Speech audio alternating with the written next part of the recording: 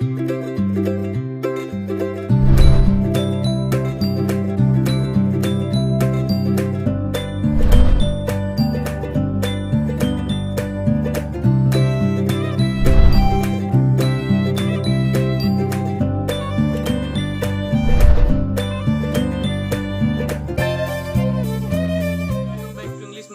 Student, मैं Prabhakar sir और आज मैं आपको पढ़ाने वाला हूं बहुत ही इम्पोर्टेंट चैप्टर जिसका नाम है प्रीपोजिशन।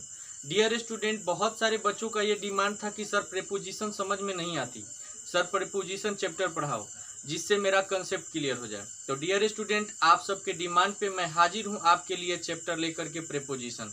तो डियर स्टूडेंट, ज़्यादा समय न लेते हुए शुरू करते हैं आज का क्लास। और आज हम लोग सीखने वाले हैं डियर स्टूडेंट क्या, प्रीपोजिशन। अब एक चीज आपके दिमाग में आ रहा होगा कि ये प्रीपोजिशन है क्या। तो डियर स्टूडेंट, मैं आपको ये चीज बता देना चाहता हूं, प्रीपोजिशन जो है पार्ट्स ऑफ स्पीच का एक भाग है। समझ में आ रहा है, पार्ट्स ऑफ स्पीच का क्या है, भाग है। अब इसकी उत्पत्ति कैसे हुई, किस किस शब्द के जुड़ने से ये प्रीपोजिशन बना है, ये चीज आप यहाँ पे थोड़ा सा समझेंगे। ये प्रीपोजिशन है, ये दो शब्दों से जुड़कर बना, प्री और पोजीशन। प्री मतलब होता है क्या, पहले, यानी कि बिफोर। और पोजीशन का मतलब होता है स्थान, यानी कि प्लेस। प्री मतलब पहले और पोजीशन मीन्स स्थान। अब यहाँ पे एक चीज आपको समझना होगा कि इसी से आपका ये चीज क्लियर हो जाएगा, इसी से आपका ये विजन क्लियर हो जाएगा कि प्रीपोजिशन कभी भी नाउन और प्रोनाउन के पहले प्रयुक्त होगा। कभी भी किसके पहले प्रयुक्त होगा, नाउन या प्रोनाउन के पहले प्रयुक्त होगा। अब डियर स्टूडेंट, आपके दिमाग में ये चल रहा होगा कि प्रीपोजिशन का डिफिनेशन होता क्या है, प्रीपोजिशन का यूजेस क्या है। तो डियर स्टूडेंट, आप 10th के एग्जाम का प्रिपरेशन कर रहे हैं, 10th+2 का प्रिपरेशन कर रहे हैं, एयरफोर्स, नेवी, SSC का प्रिपरेशन कर रहे हैं, तो प्रीपोजिशन निश्चित रूप से उसमें प्रीपोजिशन चैप्टर से क्वेश्चन पूछे ही जाते हैं।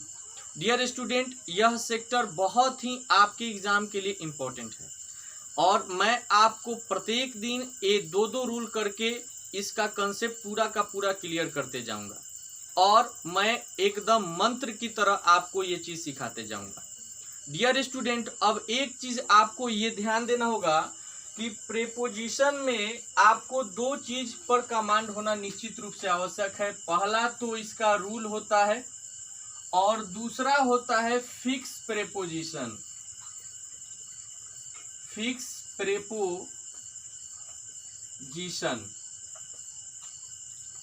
अब ये फिक्स प्रीपोजिशन जो मैं आपको प्रीपोजिशन का जब मैं रूल आपका पूरा का पूरा क्लियर करा दूंगा, इसके बाद मैं आपको फिक्स प्रीपोजिशन रटाऊंगा जिससे आपको किसी प्रकार का दिक्कत नहीं होगा। और एक चीज मैं आपको और बता दूं स्टूडेंट, प्रीपोजिशन पढ़ाने के बाद मैं आपको पार्ट्स ऑफ स्पीच का पूरा जो 8 पार्ट होते हैं वो पूरा का पूरा विजन क्लियर करूंगा एक एक करके, क्योंकि ये चीज आपके एग्जाम के लिए निश्चित रूप से बहुत ही इम्पोर्टेंट होते हैं और इसको आपको जानना एकदम निश्चित रूप से आवश्यक है।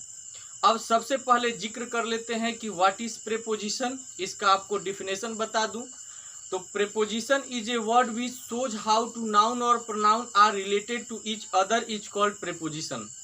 प्रीपोजिशन वह शब्द है जो हमें बताता है कि नाउन और प्रोनाउन किस प्रकार से एक दूसरे से संबंध रखते हैं, किस प्रकार से एक दूसरे से जुड़े हुए रहते हैं। डियर स्टूडेंट, ले चलते हैं आपको रूल फर्स्ट की तरफ।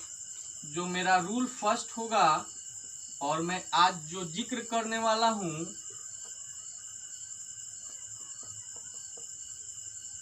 इन और इनटू पे, ये दोनों का अर्थ हिंदी में देखा जाए तो में होता है। क्या होता है? में होता है।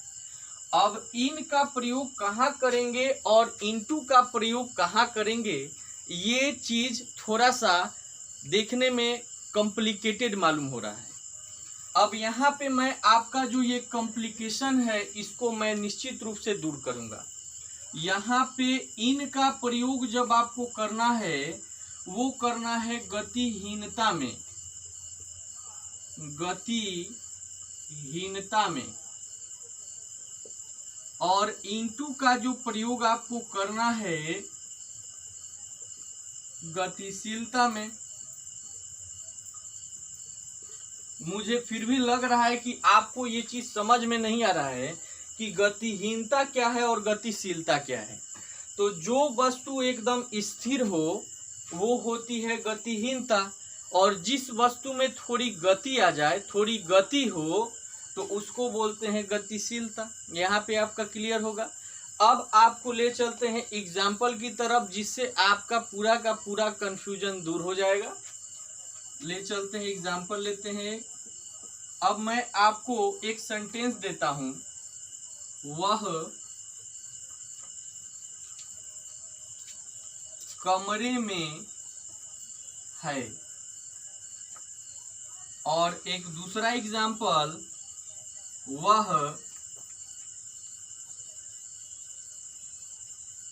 कुएं में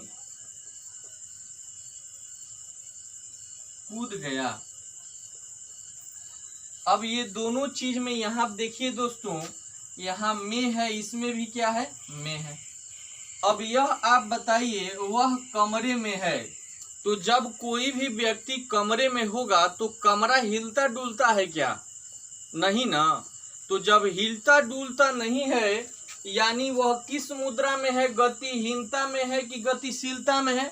तो गतिहीनता में है, यानी उसमें गति नहीं है, रूम हिलेगा नहीं। तो जब रूम हिलेगा नहीं तो यहाँ आपको प्रीपोजिशन में क्या लगाना होगा, में के जगह इन लगाना होगा। अब यहाँ पे इंग्लिश में इसको बनाते हैं, ही इज, अब इन या इनटू, इन ना, in the room, he is in the room. दूसरा एग्जाम्पल देखिए, वह कुएं में कूद गया। जब कोई व्यक्ति हो वो कुएं में छलांग लगाता है तो कुएं का पानी क्या होता है, एकदम हिलने लगता है, उसमें गति आ जाती है, गतिशील हो जाता है। तो यहाँ में का इंग्लिश क्या होगा, इनटू या इन, इनटू ना। तो इसको बना डालिए, ही, वह कुएं में कूद गया। तो सबसे पहले वह कूद गया, ही जंप्ड, जंप्ड। अब में का इंग्लिश यहाँ पे क्या लग जाएगा, इन या इनटू। तो इनटू, ही जंप्ड इनटू, कहाँ कूद गया, कुएं में ना, the well, he jumped into the well. अब ले चलते हैं आपको रूल सेकंड की तरफ। जो रूल सेकंड होगा इससे ही रिलेटेड होगा, लेकिन उसमें मैं आपको पढ़ाऊंगा ऑन और अपॉन।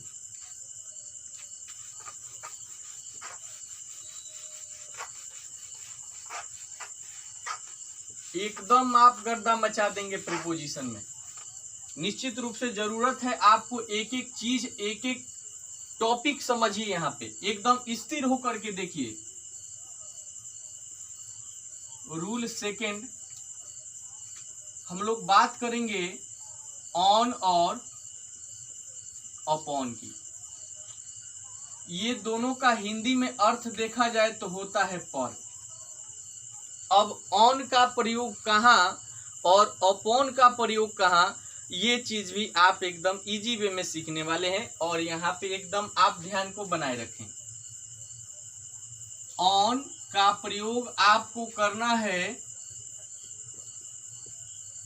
गतिहीनता में, गतिहीनता के लिए, और अपॉन का प्रयोग करना है गतिशीलता के लिए।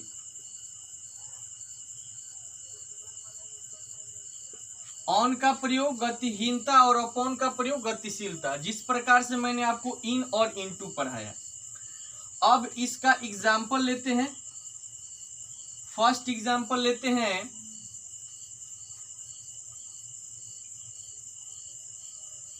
एक किताब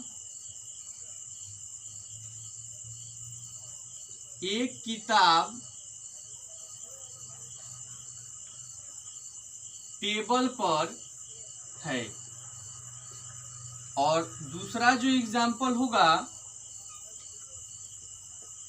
एक बिल्ली